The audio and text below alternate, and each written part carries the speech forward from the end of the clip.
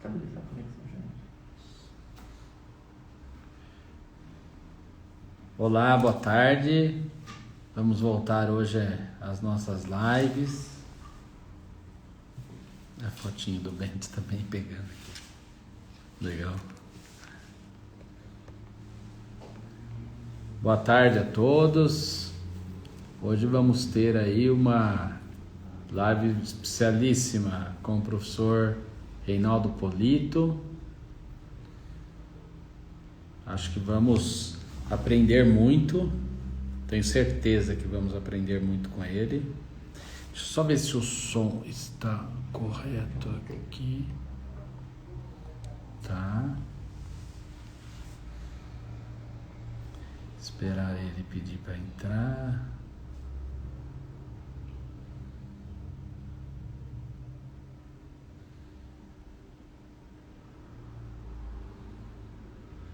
Não, ainda não. Polito entrou.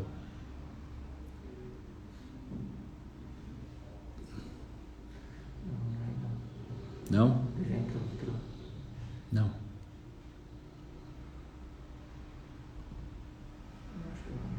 Aqui.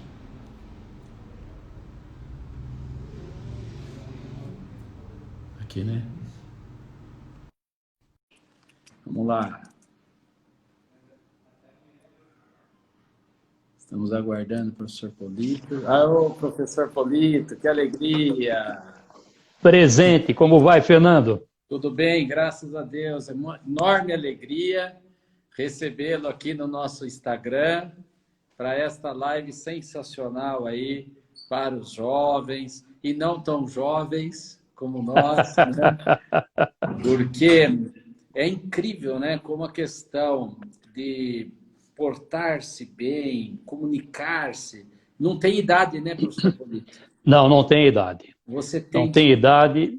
E digo mais, viu, Fernando? À medida que a pessoa vai ficando menos jovem e não mais idosa, normalmente ela vai assumindo posições mais importantes, e essas posições mais importantes exigem normalmente uma comunicação de melhor qualidade. E alguns acham até que o fato de ocuparem posições hierárquicas mais elevadas, que a comunicação vai se desenvolvendo normalmente. Não, se não investir, se não for criterioso, se não buscar de uma forma obstinada até, ela não se desenvolve, não. Ela não se desenvolve, eu penso isso também. Mas eu queria muito, primeiramente, agradecer a vossa disponibilidade de falar aqui no nosso canal do Instagram. É recente o nosso canal, né? Eu tenho 4 ou 5 meses só de Instagram, porque eu sempre fui um pouco fechado a essa comunicação mais aberta, tal, mas tem sido um grande aprendizado e um canal também de transmissão, não é, professor Polito? De conhecimento, Sim. transmissão de ideias, debate de ideias, sempre muito respeitosos, etc., evidentemente, como é do meu próprio estilo, não é? Mas, sim, você é um agregador. É verdade, graças a Deus, e tenho procurado e aprendi muito com o senhor, que é uma amizade recente, da qual eu me orgulho imensamente e tenho aprendido muito. Ô, Fernando, Polito, você fala em amizade recente e os jovens que estão nos assistindo ficam surpresos, porque lá se vão 15 anos, não é, Fernando? É verdade, é verdade. É incrível isso, né? Já tem tudo isso, é? Olha, eu lancei o meu livro Oratória para Advogados em 2008. Fez agora no dia 20, 12 anos. 12 anos. Nós já tínhamos uma amizade de uma boa data, porque você compareceu no lançamento do livro lá na UAB. Foi? Eu estava em Brasília, peguei um avião, cheguei no aeroporto, aquele trânsito infernal de São Paulo, e eu falava para o motorista, pelo amor de Deus, eu preciso chegar a tempo. Quando eu cheguei, o auditório da UAB estava lotado, completo, com uma sala auxiliar, né? E quando eu cheguei no prédio da UAB, lá embaixo falaram assim, professor Fernando, o senhor chegou, o senhor tem um lugar lá separado para o senhor, corre. E tinha mesmo. E o Durso, que era o presidente da OAB naquela oportunidade, fez as maiores reverências a você quando você estava presente ali. É verdade. E aquele livro é fantástico, professor Polito. Eu acho que aquele livro está merecendo uma nova divulgação dele para a comunidade acadêmica, para os estudantes de direito em geral. Porque realmente, além dele ter o selo da OAB, ele contribui muitíssimo. Eu me lembro, os meus alunos que tiveram a oportunidade de conhecer o livro, nós podemos até falar um pouco sobre ele depois, eles ficaram bem impressionados. E ele foi bom para mim, imagina. Eu que já estou na cátedra há 30 anos, aprendi muito, porque é um livro que fala da importância da fala para os advogados, né? Da oratória para o advogado. Né? Exclusivamente para os advogados. E você está falando algo que realmente vai ao encontro da realidade, porque hoje, dos 32 livros que eu tenho, o que mais vende é a oratória para advogados. Tanto que eu resolvi reescrevê-lo, fiz uma reestruturação no livro, acrescentei ali um capítulo que estava faltando, que é sobre sustentação oral, toda orientação de como se fazer uma sustentação oral. Agora ele está ficando exatamente do tamanho que eu quero. Já está lá na editora, eles estão refazendo essa nova edição. Eu faço questão de promover o lançamento aqui em Araraquara e na OAB Nacional e Estadual também. Falarmos com o nosso presidente Caio, também é muito acessível, muito acessível. Na OAB Federal, com o presidente eu não tenho contato, mas eu fui por ele nomeado, por indicação do presidente Caio e também do Luiz Flávio Gomes, falecido recentemente. Sim. Eu fui nomeado para a Comissão Nacional sobre o Código Comercial. E o presidente dessa comissão, Dr. Gustavo Ramiro, de Recife, é muito meu amigo. Ele poderá ampliar esse lançamento para nível nacional. Vamos fazer? Vamos. As dicas que o senhor dá ali são muito importantes. Mas, professor Polito, o senhor está aniversariando esse ano, não é? O senhor vai fazer uma idade muito simbólica em dezembro e também 45 anos ministrando aulas de oratória, não é? Isso. O senhor, sem favor nenhum, o senhor é certamente a maior expressão da oratória no Brasil hoje, no Brasil atual. E o senhor formou milhares e milhares de pessoas. Foi Melo Antônio e depois o nosso querido Polito. Né? Melo Antônio foi o meu professor de oratória. Foi professor, E o senhor tem 32 livros escritos, imagina. Mais de 1,5 milhão de livros vendidos. Né? Fora o seu trabalho de comunicação. Depois, a coluna na UOL, a sua coluna na UOL semanal, ela é espetacular. E ela mostra um Polito que também escreve muito bem. Então, não é só o Polito que fala e que ensina a falar, se expressar, a comunicar. Mas é impressionante a análise que o professor Polito consegue fazer nessa coluna da UOL, relativamente curta, uma análise, e sobre todos os temas, e sem entrar nessa, desculpa o termo grosseiro, mas nessa baixaria que se tem hoje, de você não pode elogiar um político, não pode criticar, você sempre parece que tem que estar num lado da coisa, né?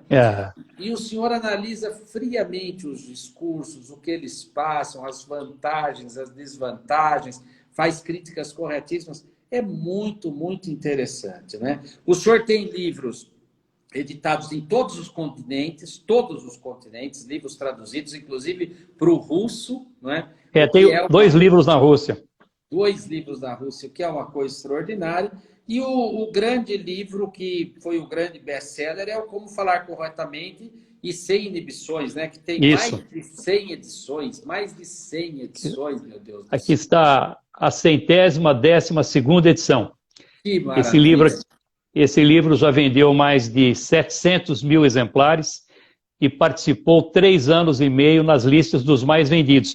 Fernando, esse é um dos livros que eu tenho publicado na Rússia. Foi publicado em Portugal, foi publicado na Espanha. Então é um livro que correu o mundo, graças a Deus, fazendo bastante sucesso. Professor, uma curiosidade. O senhor tem um exemplar de cada edição? Tenho um exemplar de cada edição. E algumas, por exemplo, a 111ª edição, Eles fizeram 9 reedições. Então, não é a cada tiragem uma edição, não. Quando tem alguma modificação, faz uma edição nova. Então, a 111ª tem 9 reedições. Eu tenho uma de cada um. E até um fato curioso, porque eu recebia a edição da editora e pedia para uma secretária na escola para ela guardar. Mas é evidente que ela não tinha o mesmo zelo e o mesmo carinho que eu tenho pelos livros. Para ela aquilo era... E colocou lá no meio. E um dia eu fiz um levantamento, Fernando, e faltavam ali 5 edições. Nossa. Estavam faltando. E aí eu comecei a correr os sebos do país inteiro em busca dos livros. E fui procurando, achando, e uma eu não achava de jeito nenhum. Não achava de jeito nenhum, até que, coincidentemente, um leitor das minhas colunas publicou um exemplar do livro que ele tinha, era exatamente aquela que eu estava procurando. Falei, rapaz, você não tem ideia. Esse exemplar eu estou procurando. Eu falei, eu dou vários exemplares, eu dou um exemplar de cada livro meu se você me mandar. Não, eu faço isso com prazer, basta me mandar uma edição nova. E aí eu dei uma edição para ele, ele me mandou a edição e foi uma festa. Então hoje eu tenho a coleção completa de todos os meus livros, todos eles eu tenho pelo menos um exemplar de cada tiragem e de cada edição. Inclusive os publicados no exterior. Publicados no exterior? Bom, esses então eu guardo as 7 chaves. Só como curiosidade, esse aqui é o Como Falar Corretamente Sem Inibições, publicado na Rússia. E, Fernando, é uma emoção quando você pega um livro como esse, eu abro e não entendo uma palavra do que eu escrevi. E olha que interessante. Você sabe que o meu livro, Assim é que se fala, que também ficou nas listas dos mais vendidos, e está na 29ª edição, vendeu mais de 100 mil exemplares, que tem o prefácio do Márcio Tomás Bastos, que me dá muito orgulho. E esse livro foi publicado no México até com um título que eu achei mais interessante, que é Como Hablar para Convencer. E aí, quando eu peguei o livro, lá eu reproduzo um discurso, porque eu falo sobre argumentação e refutação, e ali eu dou como exemplo o discurso que o Roberto Jefferson, que você sabe que foi meu aluno, o Roberto Jefferson fez quando ele defendeu o Collor na CPI do PC Farias. Bom, aí eu faço toda a introdução explicando que ali era a CPI do PC Farias, Paulo Sérgio Farias, que foi conhecido como a CPI do PC, etc, etc. E aí vem lá o discurso do Roberto Jefferson fazendo a defesa. E ele fala, estão tentando fazer da CPI do PC o terceiro turno, o açoite contra o presidente, etc. E a tradutora lá no México, quando ela viu CPI do PC, não teve dúvida, entre parênteses, ela colocou Partido Comunista. Aí eu vi aquilo, mandei lá uma correspondência, eles mudaram na 2ª edição. Mas se fosse lá na Rússia, Fernando, eu nunca saberia se tinha acontecido esse erro ou não. É verdade. Mas, professor, nós nem iniciamos ainda a minha primeira pergunta, porque eu estou falando da importância do nosso professor Polito. O professor Polito também ocupa a 36ª cadeira da Academia Araraquarense de Letras, da qual... Você que me convidou, fiquei muito honrado com aquele convite. Eu e a minha mulher, a Marlene, ocupamos ali uma cadeira cada um. E a senhora Marlene, que é uma mulher cultíssima, muito culta, elegante, uma mulher que se comunica brilhantemente. Eu tenho muita admiração por ela, muita admiração. Muito obrigado. Por Marlene, ela está assistindo, vai ficar muito feliz. Que bom, e ela também é confrade na nossa academia, quer dizer... Sim, sim. É uma pena que com a pandemia, agora que nós íamos dar uma extensão um pouco maior para a academia, não é? Com a pandemia está parado, mas depois falaremos sobre isso. Estamos com o projeto do Caminho Inácio de Loyola Brandão, como se faz na Europa, quando a gente vai onde nasceram os grandes, sempre as cidades os referencia, nós também faremos aqui o caminho para mostrar para as crianças onde nasceu, onde estudou, a importância. Então, vamos fazer um trabalho lindo pela nossa academia. Mas, professor Polito, o que pouca gente sabe, pelo menos dos meus que estão nos ouvindo, é que o Polito, esse homem tão importante para a oratória do Brasil, para a comunicação no Brasil, esse homem que já foi capa de revista importante, já foi da Página Amarela da Veja, um homem tão extraordinário, é nascido em Araraquara. É Opa, nascido e criado. Você sabe que eu, em todas as minhas palestras, em todas as minhas aulas, eu falo a respeito de Araraquara. E de vez em quando eu mando uma foto para o Salmazo, eu dando aula com a camisa da Ferroviária. Então, quando a Ferroviária tem assim uma conquista muito boa, eu visto a camisa da Ferroviária, faço lá uma brincadeira, até uma maneira boa de fazer interação com os alunos, aí tiro uma foto e mando para ele, sou torcedor fanático da Ferroviária. Que beleza. E me conta uma coisa, eu vi que, eu sei, né, o senhor já tinha falado, que estudou no IEBA, na época que o IEBA realmente tinha uma formação extraordinária, não é?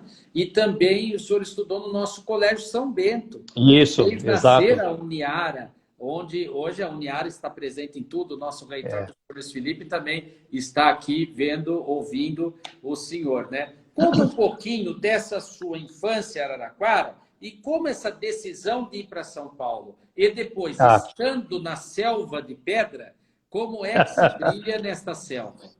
Tá certo. Eu me lembro, Fernando, quando você me convidou para fazer uma palestra na Uniara. Eu fiz mais de uma palestra na Uniara, seu convite. Fiz uma outra também na OAB de Ribeirão Preto, que você me acompanhou lá. Então, nós já tivemos alguns eventos nessa caminhada conjunta. E numa das palestras que você me convidou para fazer aí na Uniara, você gentilmente me levou para falar com o Luiz Felipe, bater um papo. E eu recordando ali que quando eu entrei no São Bento, imagina, o Luiz Felipe avô, o Felipe avô, é que comandava tudo. Eu me lembro que a gente ali na fila para fazer a matrícula, e ele lá, imagina, pessoalmente cobrando requerimento, tem requerimento. E depois dele, o doutor Walter, aí o Luiz Felipe, conheci todos eles. E nessa conversa ali na sala do Luiz Felipe, eu fui fazendo referências a vários professores que eu tive lá no São Bento, falava lá do Machadinho, e até uma curiosidade que o professor Machadinho tinha o hábito de usar os óculos assim, ele prendia na orelha e outra haste ficava aqui grudada no queixo, né? E o Luiz falou assim, Polito, você precisa vir aqui para conversar com os professores, contar essas histórias. Isso daí é uma memória viva, realmente me recordava de tudo aquilo. Tive uma passagem assim magnífica, devo muito da minha formação ao Colégio São Bento, porque realmente tinha uma educação de primeiríssima qualidade. E o Dr. Walter era uma pessoa muito rigorosa e levava todos os alunos ali com rédea curta e ou estudava, não tinha outro caminho. É verdade. E o senhor teve aula com a professora Yolanda, que o senhor fala muito nas suas lives. Fernando. Eu tenho assistido suas lives também, e o senhor fala muito da professora Yolanda, que é a nossa confrade da academia. Sim, perfeito. Essa é uma história muito interessante, Fernando, porque eu, certa época, comecei a pensar, puxa vida, eu escrevo tanto, mas de onde veio essa vontade de escrever e até uma certa habilidade em escrever? Porque para escrever 32 livros, se você não sabia, acaba aprendendo. E esses textos todos, infelizmente, a Tribuna Impressa de Araraquara-Acabou, nós escrevemos juntos ali durante muitos anos. Eu, durante 8 anos, escrevi lá. E então, pensando, falei, puxa, de onde é que nasceu isso? E aí eu me lembrei de um fato muito curioso. Quando eu fazia o curso ginasial, e a professora Yolanda era professora de português. E um dia levei para essa minha professora uma poesia que eu tinha feito. E ela elogiou muito, mas não fez apenas os elogios para mim. Ela, nas outras salas em que dava aula, ela foi falando, e os meus coleguinhas disseram, olha, a professora disse que você faz boas poesias, que você tem habilidade. Por que ela fez isso? Aí no dia seguinte estava eu lá com uma outra poesia, e realmente aquilo foi um grande incentivo. E passadas décadas, 40 anos, nunca mais ouvi falar na professora Yolanda, sempre pensando, será que anda a professora Yolanda? E aí liguei lá para os meus contemporâneos de escola, ninguém sabia, liguei para a escola, ninguém sabia. E aí, como eu escrevia lá na tribuna, escrevi um texto com esse título, Onde Andará Yolanda? E conto essa história. O texto saiu no domingo, no próprio domingo ela ligou. Quando eu cheguei em casa, minha mãe deu a notícia de que a professora Yolanda tinha ligado e que eu poderia ligar a hora que eu quisesse, que ela estava lá aguardando. Eu liguei, aquela mesma voz de 40 anos, então aquilo foi uma grande emoção. E coincidentemente, Fernando, 15 dias depois eu fui fazer a palestra na Uniara, que você tinha me convidado. E falei para a professora Yolanda, olha, eu vou fazer uma palestra em Araraquara, na Uniara, e se não tiver compromisso, eu gostaria muito de reencontrar. E ela foi, e o aluninho querendo mostrar que sabia falar em público. Aí fiz lá a palestra, e ela sentada ali com aquele cabelinho branco na primeira fileira, estava com um envelope pardo nas mãos, e quando eu terminei a palestra, ela me entregou um envelope e pediu que eu lesse aquilo que estava lá dentro. Era uma carta. Eu escrevi essa carta no último ano do curso ginasial para ela, agradecendo muito os ensinamentos que ela tinha me dado e como eu devia muito a ela pelo incentivo que ela tinha feito na minha vida, principalmente para escrever. E olha, escrevi aquilo, entreguei, nunca tive notícias. 40 anos depois, ela me mostra aquela carta que ela havia guardado. Então, o que eu digo é o seguinte, Fernando, ela me incentivou na minha carreira como escritor, e eu, provavelmente, por aquilo que aconteceu, devo ter sido, assim, um incentivo na carreira dela como professora, tanto que ela guardou essa carta durante 40 anos ali. É verdade. E ela estava, professor Polito, extremamente emocionada. Eu que a recebi aquele dia, ela estava muito emocionada naquele dia. E a minha filha Mariana está aqui lembrando que também estava presente e esta emoção irradiou para todos os alunos.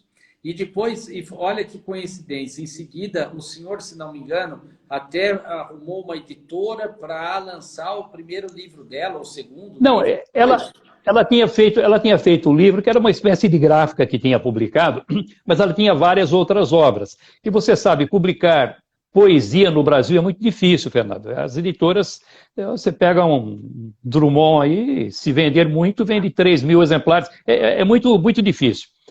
E aí eu fui pesquisando, até que encontrei uma editora, o dono da editora, que é o editor, o Luiz Vasconcelos, da editora Novo Século, tem muita sensibilidade, leu as poesias da professora Yolanda, gostou muito, ficou assim muito entusiasmado, falou, Polito, eu publico todas as obras da professora Yolanda. Falei, então, espera um pouquinho que você vai falar com ela. Aí liguei, botei no telefone, e ele disse, professora Yolanda, a senhora não tem uma editora, a senhora tem agora um editor para suas obras. Pode ter certeza que o que foi produzido, o que a senhora está produzindo, nós vamos publicar aqui. Então, de uma certa forma, esse contato continuou e, assim, com um andamento bastante feliz, Fernando. É verdade. Eu tenho uma... Eu vou publicar as crônicas da Tribuna agora. Já foi sim. Foi para a gráfica já. Vou publicar metade, né? E uma delas eu relato esse lançamento do livro também da professora Yolanda. Bom, mas professor Polito... Os seus textos da Tribuna eram maravilhosos, textos belíssimos, de muita sensibilidade, aquelas ideias muito bem concatenadas, aquele português castiço, correto. Então você via que existia aquela interdependência entre todas as etapas do seu texto, desde o início, fazendo aquele fechamento. Eu não perdia uma das suas publicações, Fernando. Obrigado, professor Polito. A admiração é recíproca, claro. Professor, então vamos lá. O tema da palestra hoje era preciso apresentá-lo, não é? É a importância da comunicação na carreira profissional.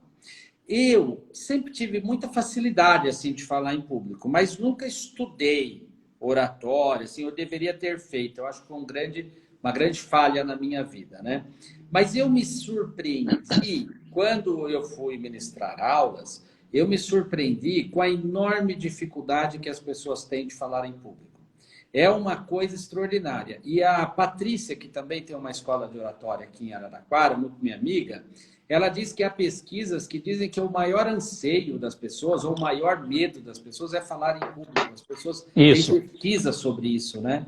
Então, a importância de pessoas como vocês que lutam para ensinar, para dar coragem, é uma importância exponencial na sociedade. Porque eu tenho a impressão que, como dizia o Chacrinha, quem não comunica se estrumbica, não é?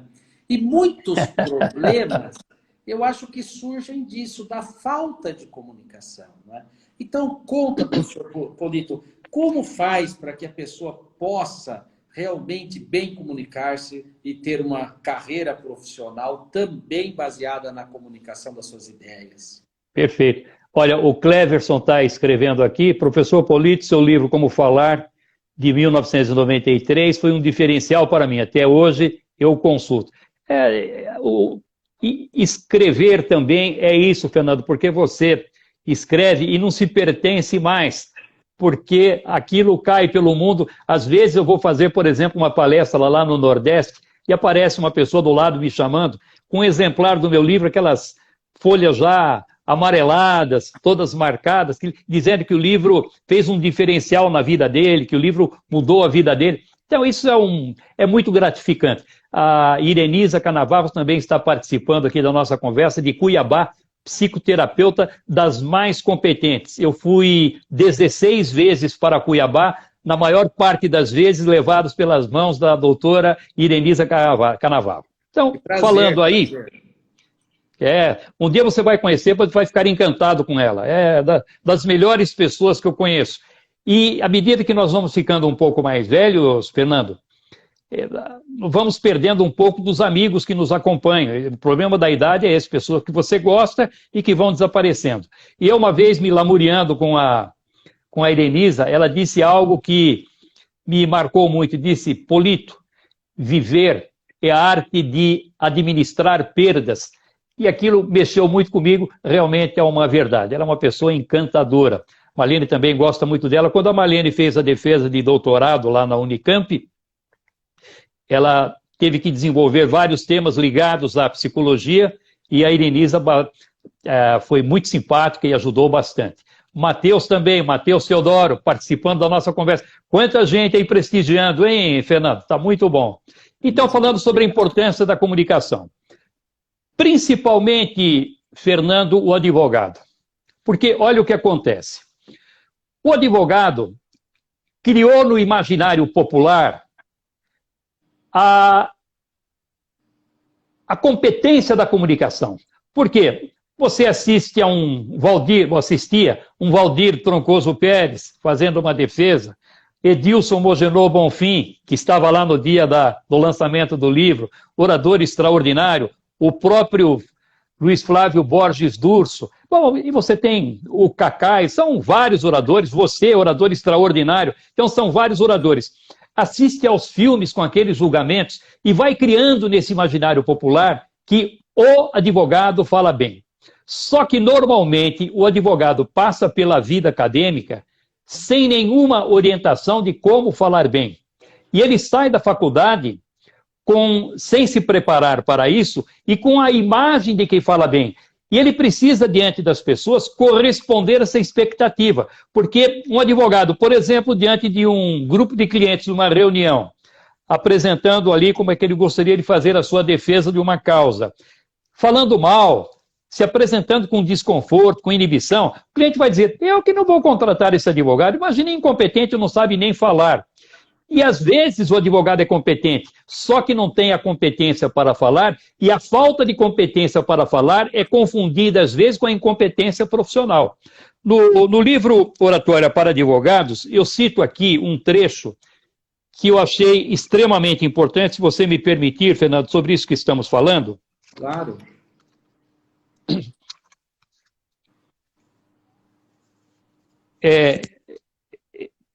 Isso aqui eu tenho certeza que os seus alunos vão gostar muito. Em 40 minutos eu acho aqui, viu, Fernando? Que é isso. É rapidinho. Vale a pena. É rapidinho. Vale a espera. Olha, engraçado. Eu acho sempre com tanta facilidade. Mais uma chance só. Ele está na segunda edição, né? Esse livro? Ele está na 7ª tiragem, Fernando. Ah, 7ª tiragem. E agora vai ser o novo, né? Agora sai uma segunda. Agora esqueça a primeira com as 7 tiragens e vai para a segunda edição. Fernando, olha aqui. O professor Ernesto Leme, em conferência que proferiu na sala do estudante, Ernesto Leme, que você com certeza conheceu, da Faculdade de Direito de São Paulo, discorrendo sobre as velhas tradições da academia, assim se referiu à oratória dos advogados. Essa escola sempre foi um berço de oradores. Tivemos-los no passado e os temos no presente, entre os seus mestres e os seus discípulos.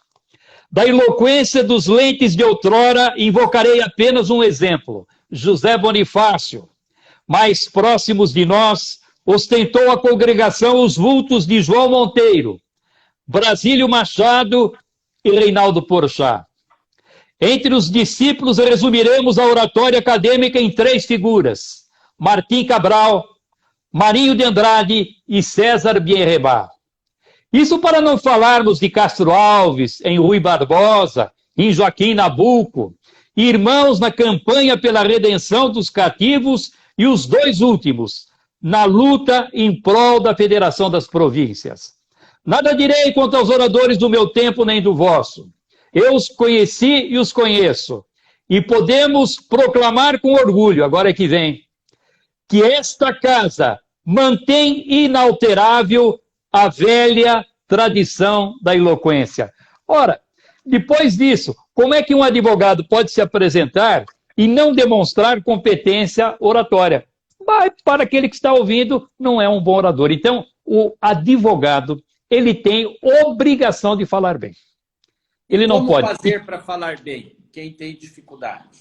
Bom, eu diria para fazer inscrição no meu curso. Por sinal, agora, depois que eu desenvolvi o curso online, porque eu sempre fui muito resistente, eu construí a maior estrutura para o ensino de expressão verbal do mundo.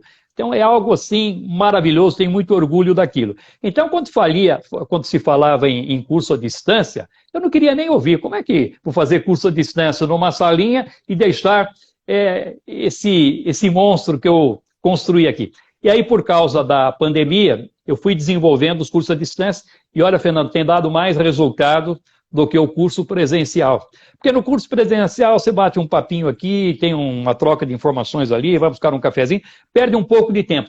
No curso à distância, não, você foca, o aluno faz muito mais exercícios, muito mais gravações, a possibilidade de fazer comentários sobre a apresentação dele é muito maior, então eu tenho tido aí a agenda lotada com esses cursos à distância. Então pode fazer esse curso à distância, e em poucas horas dá para resolver.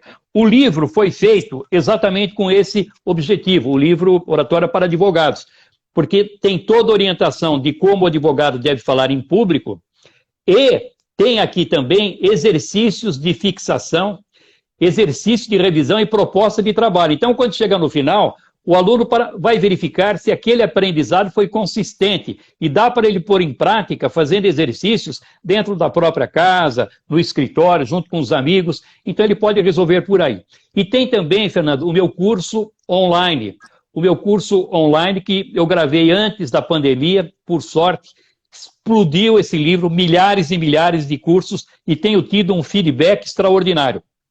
Então, o advogado ali vai aprender a falar de improviso, vai aprender a participar de uma reunião, vai aprender todas as técnicas de comunicação, por exemplo, como fazer uma leitura em público, como utilizar um roteiro escrito, um cartão de notas, como fazer uma homenagem a alguém, enfim, todas as técnicas de comunicação ele vai ter nesse curso online. E ali também com exercícios práticos, onde ele pode fazer e depois verificar se o aprendizado ocorreu ou não.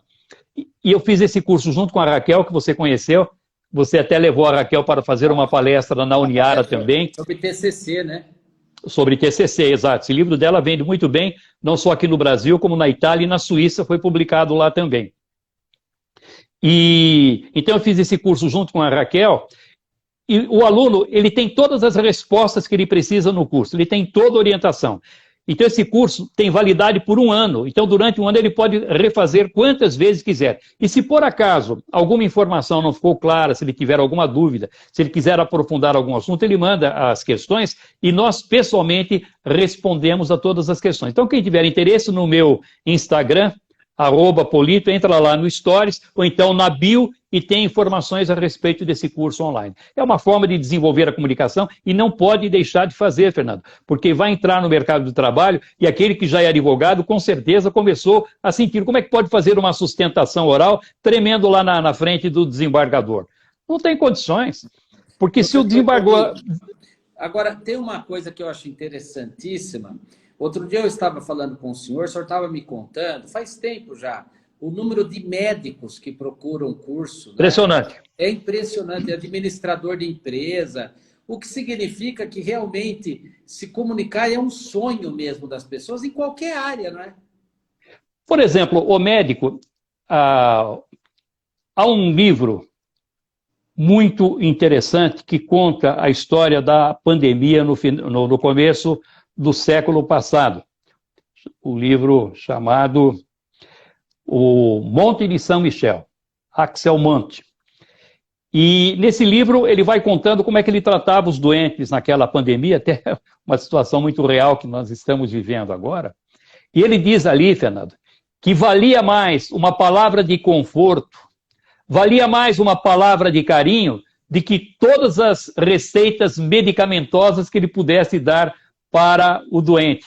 Então isso acontece com o médico. Às vezes você vai no médico e você sabe que a cabeça é algo assim impressionante. Uma palavra de conforto, uma direção que o médico dá, aquela gentileza com que ele atende. Então, essa comunicação envolvente, amistosa, simpática, disposta, isso às vezes tem uma influência extraordinária no processo de recuperação do doente. Então, o médico também precisa fazer palestras, conferências, para apresentar os seus projetos, para apresentar as suas ideias, para apresentar os seus inventos. O engenheiro, da mesma forma, o engenheiro cresce na carreira profissional quando ele chega lá em cima. O que ele menos vai precisar é de engenharia, porque ele tem que apresentar projetos, apresentar propostas. Então ele deixa de depender dessa competência, desse conhecimento profissional e passa a depender muito mais da comunicação. Administrador de empresas, economistas, enfim, todas as carreiras, Fernando. Professor, e esse problema na área da educação, que é muito comum nós verificarmos, os alunos falam assim, aquele professor, ele sabe demais, mas não sabe passar. Né? É um jargão comum, não é? O senhor é muito procurado por professores que reconhecem essa dificuldade, porque, em geral, o professor não tem muita humildade para reconhecer, não é? Até porque ele se esforçou tanto para saber, ele tem dificuldade de entender por que ele não consegue passar, vamos chamar assim, né? Transmitir. O senhor é procurado por professores nesse sentido também? Sem dúvida. Até uma professora que foi minha aluna, Lair Dauri, está aqui escrevendo, a palavra é o melhor remédio. Lair sempre presente. E a Irenisa, que eu acabei de comentar sobre ela, dizendo que a comunicação corporal, o olhar, está realmente presente. Olha como o pessoal está participando bem, Fernando. Que legal. Cada vez mais, e aí os professores procuram, e se dizendo meio impotentes, dizendo, Polito, eu não tenho condições de ministrar uma aula, os alunos não querem mais saber de aula, os alunos são irreverentes, são mal educados, os alunos são indisciplinados, os alunos são desatentos, parece que eles frequentam a aula só para tirar a nota, ter o diploma e não tem interesse nenhum com o aprendizado. Sabe o que eu pergunto, Fernando? Professor, onde é que o senhor está errando? É isso mesmo. Por quê, Fernando? O jovem, por exemplo, vem a Madonna fazer um show aqui em São Paulo. Uma semana antes, ele monta uma barraquinha, uma tendinha e fica lá na frente para não perder a oportunidade de comprar o ingresso. Passando fome, passando frio, sem água às vezes, sem ter local para ir ao banheiro. Então ele faz um sacrifício danado, chega a ficar doente, porque ele deseja algo assim com muita intensidade.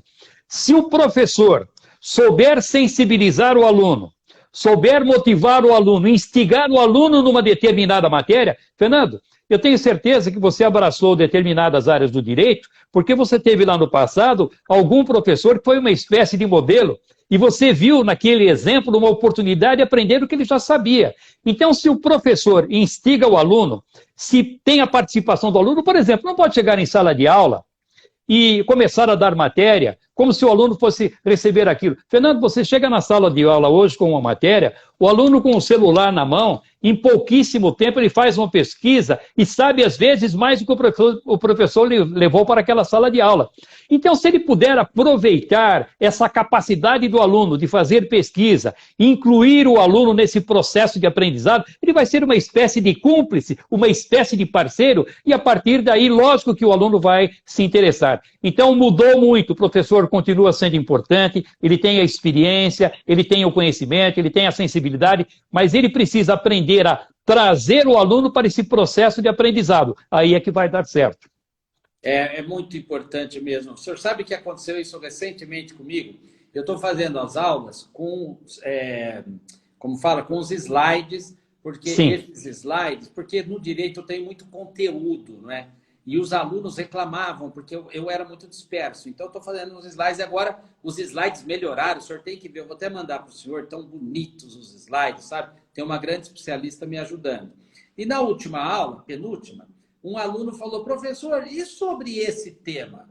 E eu não havia preparado o tema ali naquele momento, né? E eu fiquei um pouquinho em dúvida, porque tinha alterado a legislação, né? Eu falei, não, aula que bem eu faço. Aí eu fiz uma aula complementar em homenagem a esse aluno. Pronto. O senhor tem que ver que espetáculo, como todos os alunos gostaram, aproveitaram, não é? Viram a humildade do professor de reconhecer que estava faltando aquele ponto importante, não é? Então, esse aluno, ele me passou uma mensagem que ele nunca vai esquecer, o gesto. E que gesto? Não fiz gesto nenhum, fiz um gesto correto, humano, não é? E necessário. Teve a humildade de reconhecer que poderia ter acrescentado e fez. Olha, Fernando, dentro disso que você está falando, essa semana eu dei aula à distância para uma organização financeira. E um dos participantes levantou uma questão sobre objeções emocionais. E havia todo um estudo a respeito desse assunto.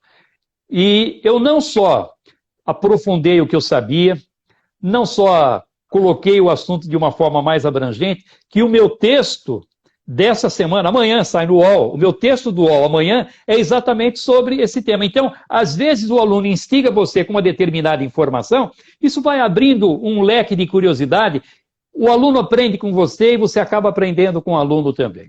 É verdade. E eu quero também recomendar muito àqueles que nos ouvem a seguir o Instagram do professor Polito, porque é um Instagram muito, muito rico de informações, né? Como eu gostaria também que muitos dos que seguem o professor Polito seguissem o meu Instagram pela diversidade das lives, né? Eu tenho feito lives com muita diversidade cultural, diversidade no campo jurídico, em todas as áreas do conhecimento, né? E também o Instagram da nossa Uniara. Na nossa Uniara, tem tido muita produção de conhecimento pelo Instagram de todas as áreas, sabe, professor Polito? E Perfeito. ele tem disseminado, então o aluno vê estudos da área de biotecnologia, na área, mas assim, nós estamos com 2 doutorados, 5 mestrados, e tem sido maravilhoso esse campo. Então eu queria recomendar mesmo que sigam o Instagram do professor Polito. E sigam... O Fernando, a Uniara é @Uniara? @Uniara, só. E o seu, @Fernando Passos. Professor Fernando Passos. Porque tem sem ponto. Homônimo. Sem ponto. Fernando Passos, isso. Tudo junto. Então, @Prof. Fernando Passos e @Uniara. E o meu, @Polito. Pronto. @Polito só, né, professor? Isso, exato. Tem o prof. Ponto, sim. Tem o prof. Ponto. Então, refazendo. @Prof. Fernando Passos. Isso. Professor Polito, então vamos lá. Todas as carreiras, então, precisam e podem se desenvolver na comunicação. Eu queria lhe perguntar, alguns alunos dizem, eu jamais vou falar em público, eu sou tímido, eu não tenho condições de falar. O senhor já teve algum caso que o aluno falou, não vou conseguir, e não conseguiu? Não. Que não vou conseguir, tive muitos, mas que não conseguiu até hoje nenhum. Olha que incrível. Não tive um caso. Garanto, se a pessoa tiver interesse, dedicação, aplicação, não estou dizendo que ela vai se transformar num orador excepcional, maravilhoso, Não, não é esse o objetivo. Mas para apresentar um projeto numa reunião, apresentar uma proposta, participar de um processo de negociação, abrir um seminário, motivar uma equipe, enfim, essa comunicação que o executivo precisa desenvolver no dia a dia, todos conseguem. O que eu faço, Fernando, nesse processo de desenvolvimento, com esses 45 anos meus de experiência, eu aprendi a identificar muito bem qual é o perfil e qual é a característica do aluno que me procura. Então, depois de uma conversa, eu sei exatamente como ele se comporta, com o ritmo de fala, com a pausa, com a expressão corporal, com a organização das ideias. A partir dessa fotografia, já sei quais são os pequenos ajustes que ele tem que fazer, de tal maneira que ele possa melhorar muito, sem mudar o jeito de ser. Aí é que está o grande segredo, porque quando a pessoa desenvolve a comunicação a partir do seu próprio potencial, ela tem a sua própria técnica de comunicação. Se ela for aprender técnica imposta de fora para dentro, aprende. Mas depois de 2, 3 meses, se sente desconfortável porque percebe que está interpretando um papel, vivendo uma personagem que não é ela, e a partir daí volta a fazer o que fazia antes. Isso não perdura. Agora, a própria técnica de comunicação, sendo ela mesma, porque quando ela usa a própria técnica, não tem que ficar pensando se está gesticulando ou não, não tem que ficar pensando se está usando um verbo, um adjetivo, um substantivo, não, as palavras vão fluindo com muita facilidade, não tem que ficar preocupado com a estrutura da fala, porque ela sabe exatamente como ela faz no dia a dia, como é que se inicia, prepara, desenvolve e conclui. Os acertos são feitos para que a pessoa possa aprimorar ainda mais aquilo que já sabe. Por isso que em pouquíssimo tempo dá para aprender e nunca mais na vida esquece. E professor, eu queria perguntar uma coisa. Isso tudo são as técnicas que são facilmente, né, passáveis por um grande profissional como o senhor, evidentemente. Não é todo mundo que sabe também lecionar sobre essa matéria. Agora, qual é o papel também, além dessas técnicas, o papel da desinibição? Existe também, tem que fazer esse trabalho conjunto ou não? O trabalho é conjunto, porque o que acontece, Fernando? Por que a pessoa sente medo? Quando ela não conhece o assunto, quando ela não tem experiência no uso da palavra em público e quando ela não se conhece de maneira positiva. O que é que eu faço no treinamento? Ninguém vai falar sobre um assunto que não conhece.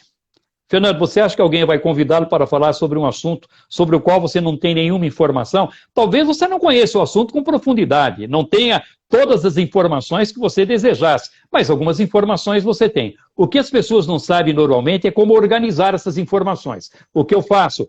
Oriento de uma forma muito prática como é que ela organiza o pensamento desde o princípio até o final. O curso é muito prático, eu passo informação teórica, imediatamente ela põe em prática, passo a teoria, põe em prática, ela se familiariza com essa parte mais formal da comunicação.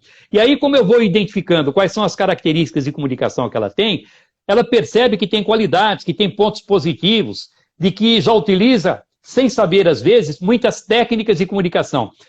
Com esse tipo de consciência, ela reduz a quantidade de adrenalina que é despejada pelas glândulas suprarrenais e, a partir daí, se sente muito mais tranquila. E quando ela tem mais conforto, mais tranquilidade, as técnicas vão aparecendo quase que naturalmente.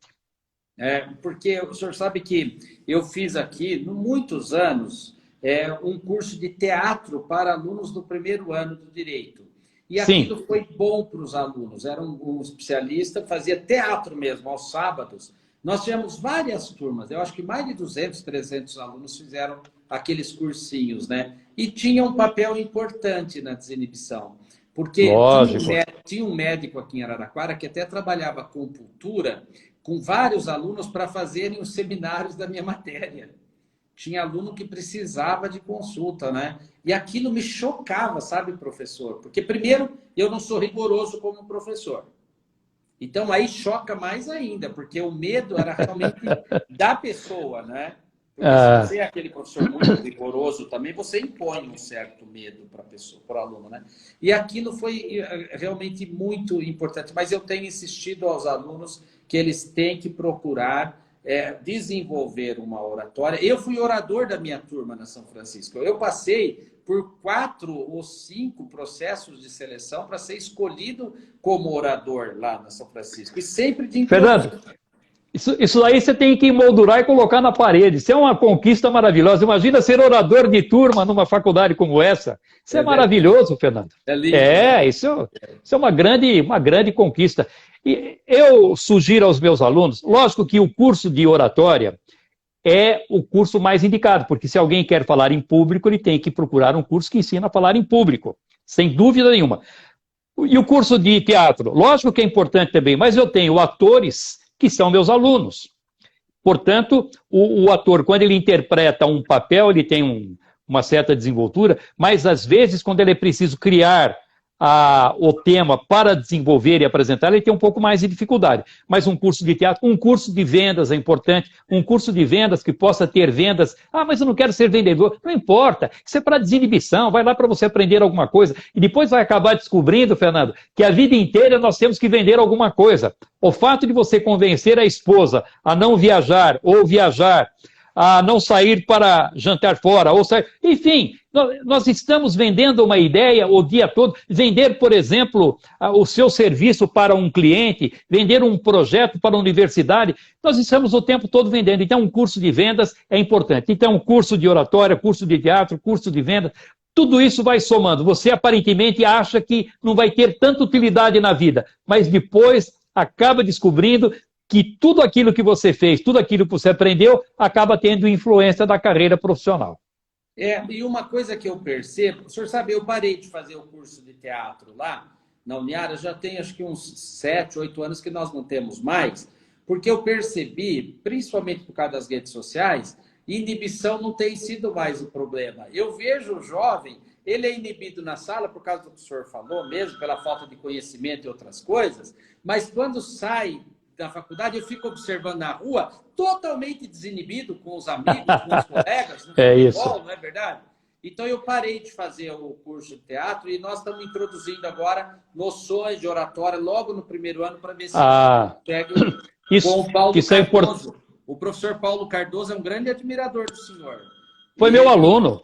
Foi seu aluno, Paulo Cardoso foi meu aluno, ele vinha para São Paulo toda semana para fazer o curso. Ele foi um aluno bastante aplicado e logo depois ele voltou para Araraquara fazendo os treinamentos aí. Paulo Cardoso, um grande abraço. Todas as vezes que fui fazer palestra aí, ele estava presente, sempre muito simpático ele comigo. Então, isso é importantíssimo, fazer esse curso. Agora, Paulo, só tem uma obrigação, você aprendeu comigo, mas nos cursos você tem que usar os meus livros, hein? É isso mesmo. Então vai usar oratória para advogados, não vai recomendar outro, não. Então, um grande abraço, Paulo. Então, isso que você está fazendo é excepcional, porque agora, o jovem, eu comparo mais ou menos como o carioca. Eu dei muito curso no Rio de Janeiro. O carioca simpático ali na praia, conversava. O carioca, ele não deixa a conversa morrer. Você está falando, ele sempre tem uma história, ele tem um complemento, ele tem uma brincadeira. O carioca é sedutor, ele é muito simpático, muito esperto. Agora, quando chegava na sala de aula, eu dei muito curso para consultores e auditores. Talvez, depois dos advogados, os profissionais que eu mais treinei. Foram milhares nessa atividade. Praticamente todas as empresas de consultoria e auditoria fizeram curso comigo. E elas tinham aqui em São Paulo e levavam para fazer também no Rio de Janeiro. Então, o carioca com aquela liberdade, aquela comunicação, mas quando chegava lá na hora de fazer a apresentação, quando ele chegava na frente do microfone, ele se retraía. Então é mais ou menos como o jovem. O jovem é desembaraçado, é comunicativo, mas na hora de ter uma comunicação um pouco mais protocolar, ele se sente acanhado. E é importante desenvolver esse tipo de comunicação, porque na carreira profissional ele vai precisar muito. Ele chega na empresa e já tem que fazer a apresentação. É verdade. Agora, professor Polito, o senhor tem 32 livros. Sim. Então, nós falamos aqui do livro Como Hablar e Convencer, né? Falamos do livro, o famoso, lá, Como Falar Corretamente Sem Inibições, e dos advogados. Mas por que 32 livros? Quais são essa gama enorme? Para que aqueles que admiram possam comprar também, encomendar outros livros. Aí pela internet é tão fácil hoje. Sim, por exemplo, a pessoa tem medo de falar em público. Como é que eu faço para resolver? Ele vai procurar o livro Vença o Medo de Falar em Público e vai tratar exclusivamente desse tema. Vença o medo de falar em público. Está aqui. Ele vai querer aprender a fazer a organização da sua palestra, estudar retórica, como é que ele inicia, prepara, desenvolve. Aí tem o livro Assim é que se fala, como organizar e transmitir ideias. Esse que eu comentei com você, que tem o prefácio Tomás Bastos. Então, os livros, eles vão pegando cada parte da oratória e desenvolvendo especificamente com mais profundidade. Que bom. E também, o senhor tem livro também, aquela das perguntas, como chamava? O que é isso? Como que é aquela coleção? Que o senhor Não, Super Dicas. Super Dicas. O Super Dicas, O Super Dicas tem o Super Dicas para falar Super Dicas para falar bem em conversa e apresentações. Esse livro já vendeu mais de 400 mil exemplares.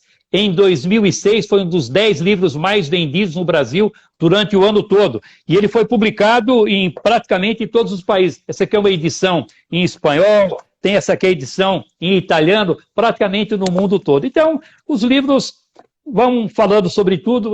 O que você está vendo aqui atrás de mim, eu sou o colecionador de livros antigos de oratória e livros antigos em português. Eu tenho provavelmente a maior coleção de livros de oratória antigos, todos encadernados, muito bem cuidados, tanto que eu deixo aqui na minha casa, Fernando, nem levo para a escola, porque eu tenho morro de medo, né?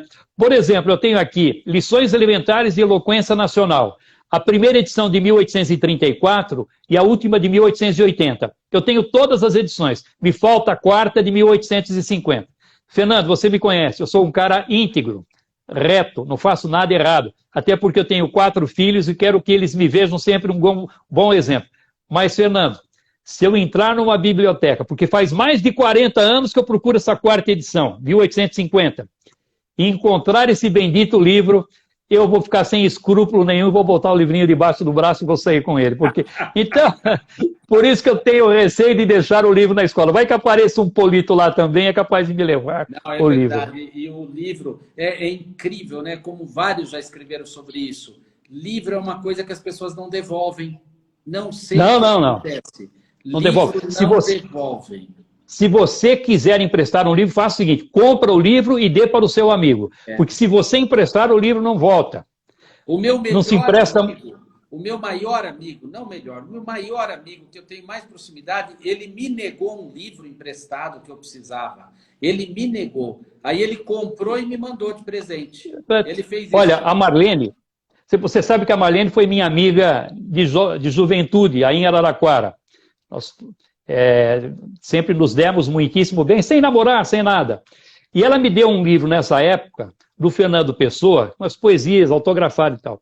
E um dia eu emprestei para um aluno para que ele tirasse lá umas poesias e me devolvesse na outra aula. Nunca mais devolveu. Quer dizer, aí não tem jeito. Um livro que tinha esse valor sentimental tão grande que acabou desaparecendo. Então não empreste livro, não empreste esposa, não empreste revólver, não empreste empregada doméstica. É verdade, são coisas assim muito desejadas.